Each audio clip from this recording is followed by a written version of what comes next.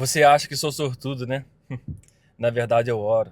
Na minha vida nunca teve esse negócio de sorte. Sempre foi a presença de Deus. As pessoas pensam que a bênção cai do céu, como se eu tivesse tido um destino privilegiado. Mas o caminho é outro. Houve muita oração por paz, por trabalho, por destino. Orei até por gente que não deveria mais estar comigo. E Deus foi limpando tudo e me segurando pelo caminho.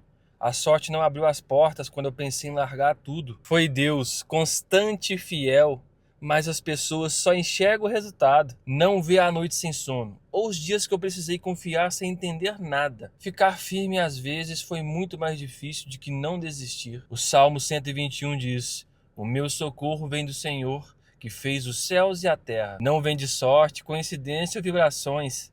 Quando me chama de sortudo, eu apenas sorrio. Se entendesse e visse o que acontece aqui nos bastidores, eles entenderiam que não seria sorte. É a graça e a mão de Deus.